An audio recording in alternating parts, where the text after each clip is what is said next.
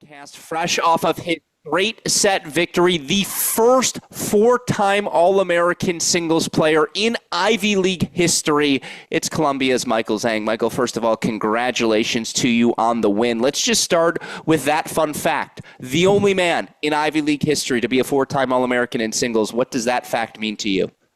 Yeah, I mean, it's obviously an amazing accomplishment. It was something that I've been thinking about. Obviously, I wanted, after making All-Americans my freshman year, it was something that I wanted to do all 4 years. So, happy to get that done for sure. No, well-deserved, and shout out to Rob Endelman, without whom I would not know that fun fact, of course. You always need the historian on hand, and obviously today you faced break points in your first service game of the match. You actually got broken right out of the gates in set two. What happened in those service games? What'd you have to do to adjust and, again, move so fluidly through the rest of the match? Yeah, I think I came out maybe a little bit nervous, a little bit tight. I was trying to go, I think, really big on shots, maybe that I could have just rallied and worked my way into the match. But I think I hit some good serves on big points. On the deuce points, I served really well, I thought. And yeah, I mean, I played a little bit sloppy, I think, first game of the second set. I hit some drop shots off balls that, maybe I could have hit an approach shot off of. That kind of let him in. And then he hit some good shots too, gained some confidence. But then I knew I was making a lot of returns and putting a lot of returns in play on his serve, getting it deep.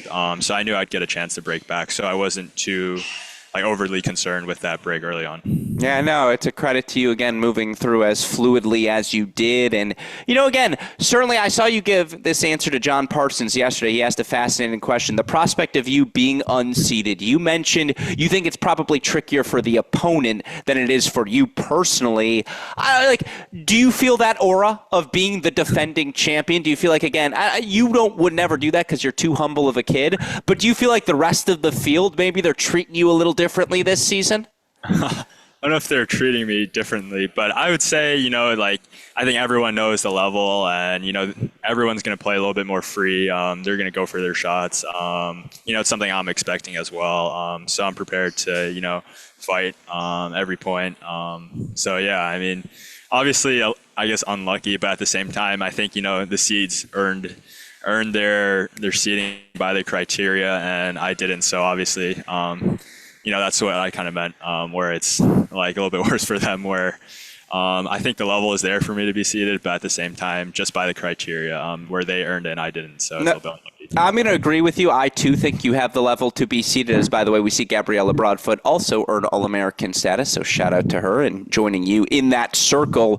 Again, it is so fascinating in pursuit of a second consecutive singles title, and obviously you've played a bunch of ATP challengers over the last year. You've won 3 of them in the last 3 months.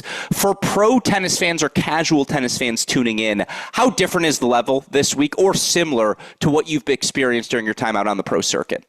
I think it's definitely similar. I think that one of the main differences is I think like the guys at the highest level of college tennis are winning challengers, going deep in challengers. So I think the level is definitely there. Like you see all the time, Jay Friend just won a challenger. DK's going deep in challengers. Eddie Winter just made a finals of a challenger. So the level is definitely there. I think the difference is it's just in college, you don't really get that many opportunities. Like this is the one opportunity that you get, where on the pro tour, it's something you have to bring the level week in, week out. It's more of that finding that consistency on the pro tour, in my opinion. No, makes a lot of sense to me. My last 2 questions for you. Obviously, again, you're competing for another singles title this week.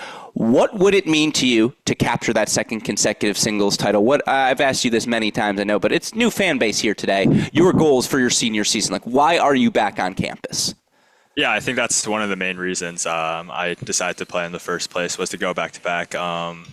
Yeah, I mean, just something that not many people have achieved, and I'm I'm really big into the college tennis. Like I enjoy it a lot. I think it's super fun, and the level is super high. It's a great place to develop. So, just trying to make some more history, I guess, and it's just one more title. Like, why not? There's not that many more pro tournaments for the rest of the year, so just might as well play this.